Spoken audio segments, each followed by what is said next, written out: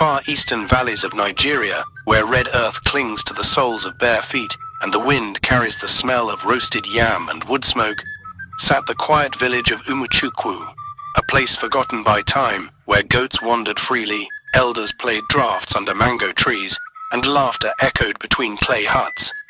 Here lived a boy Obinna, no taller than a sack of cassava, but with a mind sharper than a machete's edge. Orphaned at the age of 5, he was raised by his aging grandfather, Pa Eze, a retired blacksmith with fading eyesight and a heart heavy with wisdom. Obinna was known not for his strength, he was lean, wiry, often hunched over scraps of metal and wire, but for something rare and unsettling in the eyes of many, a gift for machines. Radios, bicycles, broken lanterns, even the old grinding mill outside the village market, Obinna had fixed them all, though he had never seen a school beyond the wooden classroom in their church. He was different, quiet, observant, always thinking. Each morning before the sun crept over the hills, Obinna would sit under the great baobab tree behind his grandfather's hut, fiddling with broken gadgets brought to him by villagers. Old Mama Njideka once said, "That boy, they see inside metal like it na glass." Obinna's hands moved like they were remembering instead of learning.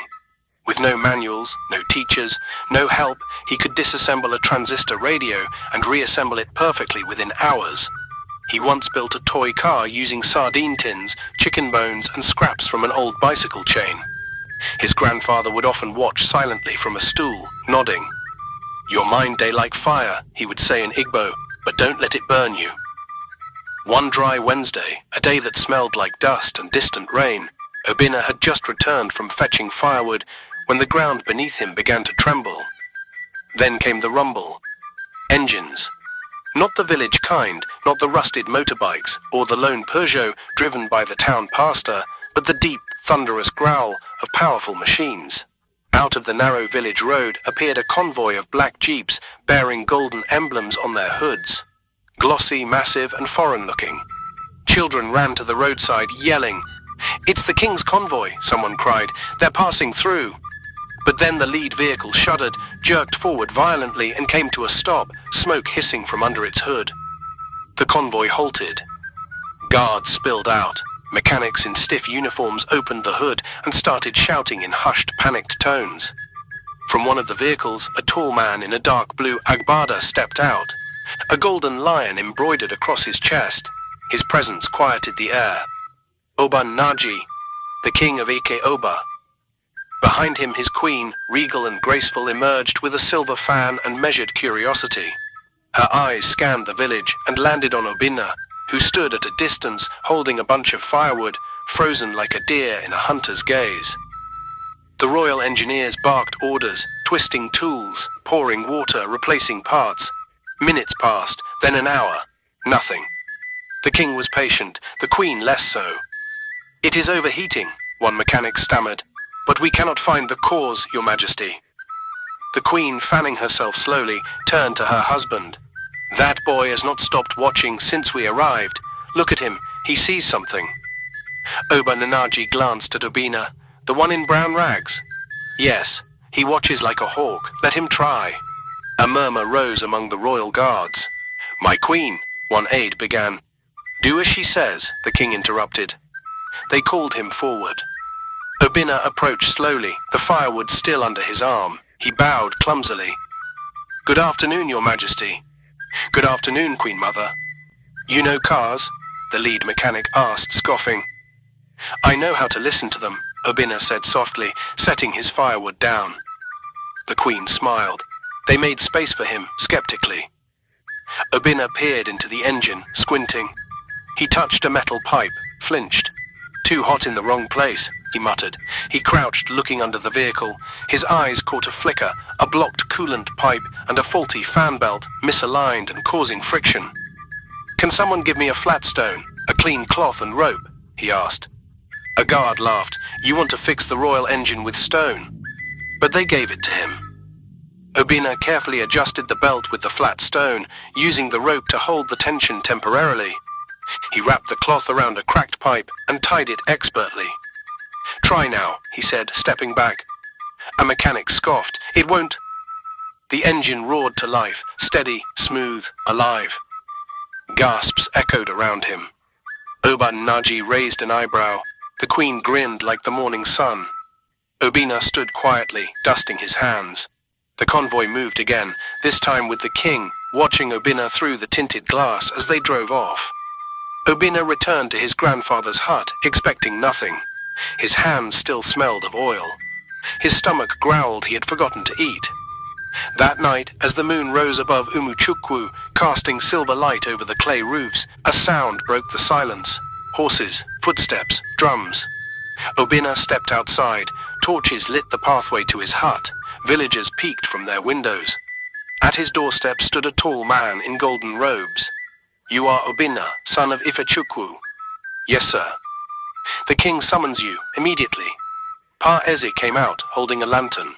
"Is he in trouble?" The man bowed. "No, he may be in favor." Obina looked at his grandfather. Pa Eze whispered, "Go, this world day open for you now." Obina rode in the back of a royal jeep that night, staring out at the trees that blurred past like spirits in the dark. His heart beat like festival drums. What did the king want? Was this a reward, or something more? The stars above Umuchukwu shone brighter that night than ever before. And the baobab tree stood still watching, remembering the boy who once sat beneath it, now on his way to a destiny beyond anything he had ever imagined. Obina stood at the edge of his workshop, watching the village road disappear behind the SUV that carried the queen away. Everything felt like a dream.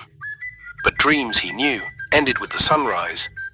He had barely returned to his tools when a convoy of black cars arrived at the mechanic yard.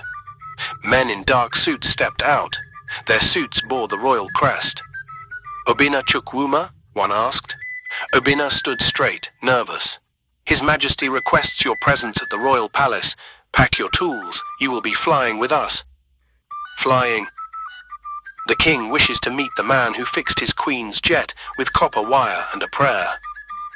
The villagers gathered in awe as Obina was ushered into a sleek SUV. Pa Eze, the village elder, whispered a blessing. "Go well, my son. You were born with oil in your blood and thunder in your hands." The royal palace in Lagos was nothing like the dusty roads of Umuchukwu. Obina stepped out onto marble floors under chandeliers as large as lorries.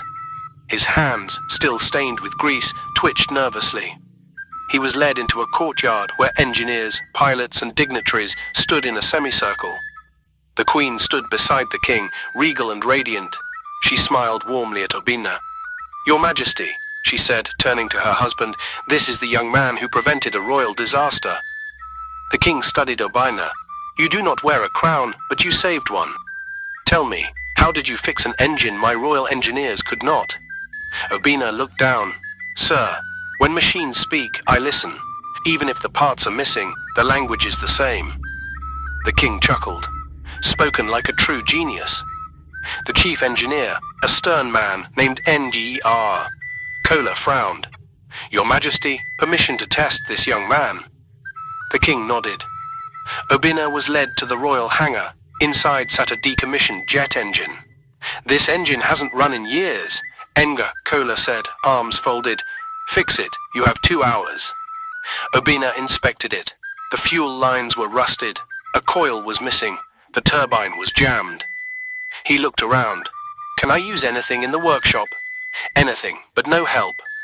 Obina worked like a man possessed. He cleaned filters with his shirt, reshaped an old wire into a makeshift coil, and used coconut oil from the palace kitchen for lubrication. After 1 hour and 53 minutes, he turned the key.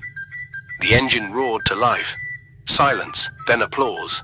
The queen beamed. Even the king smiled. "Ngia," Kola muttered.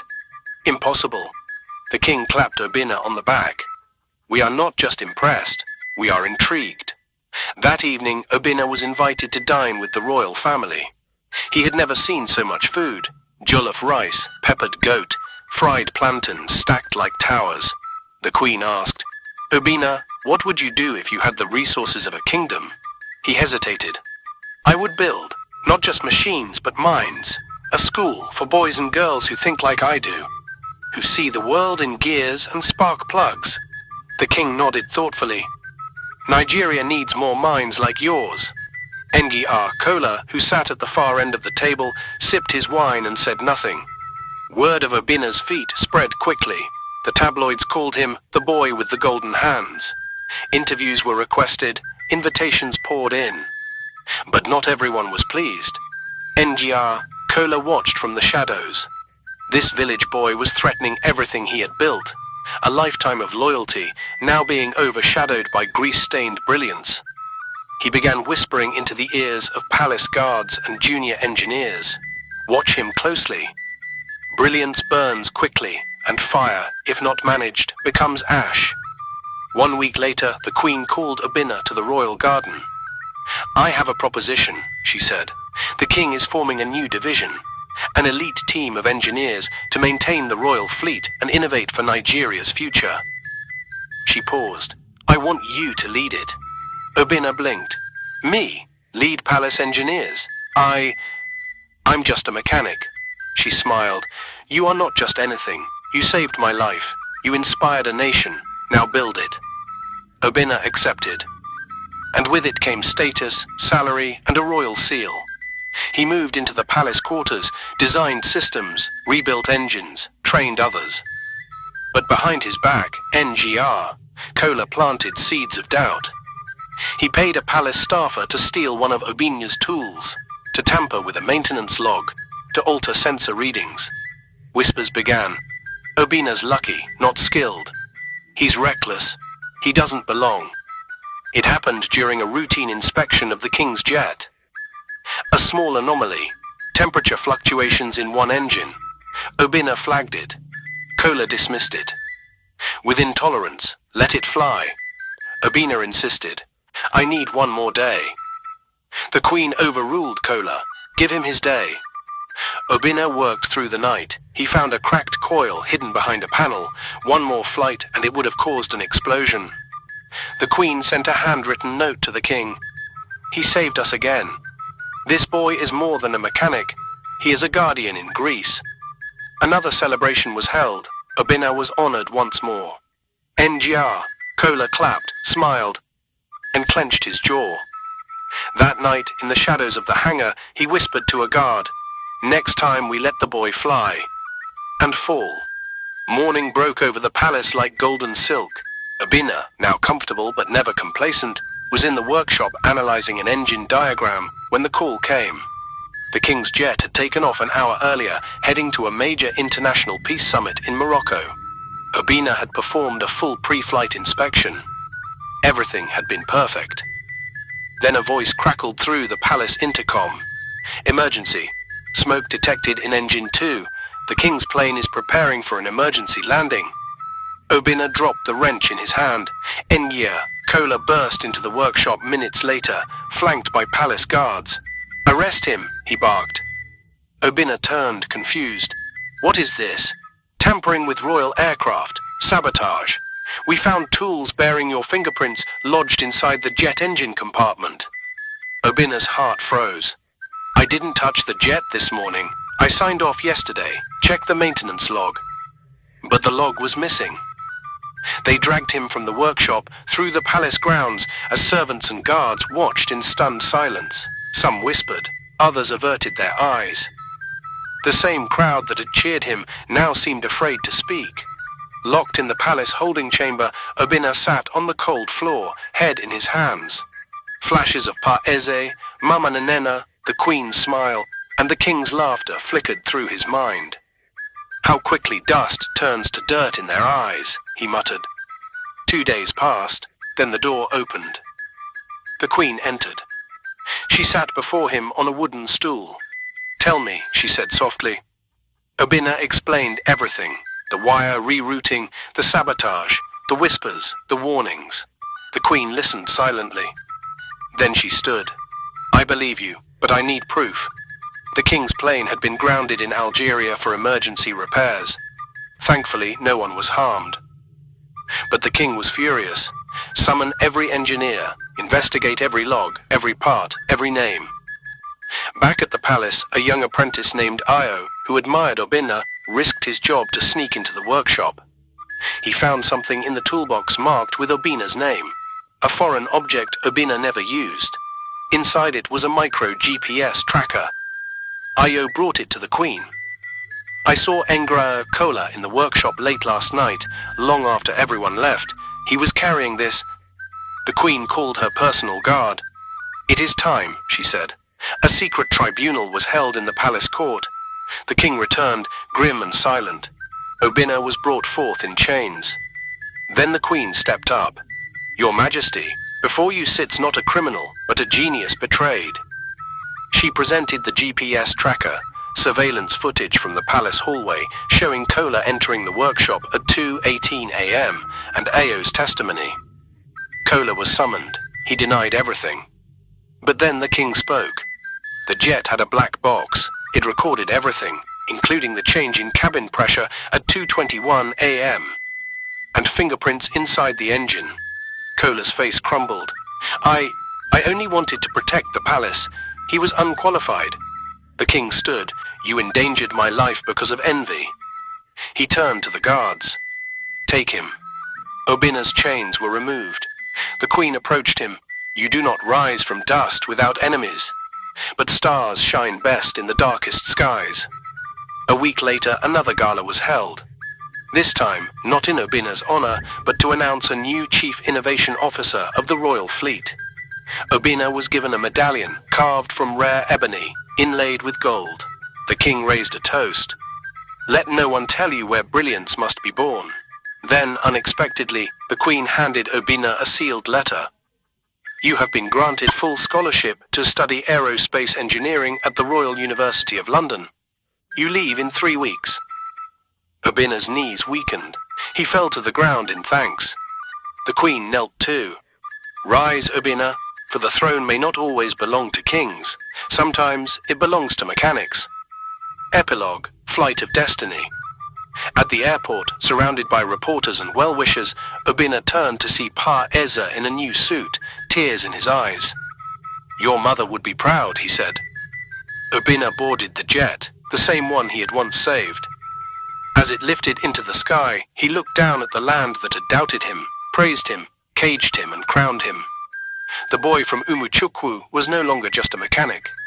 He was now a symbol, and the world would never forget his name. The end.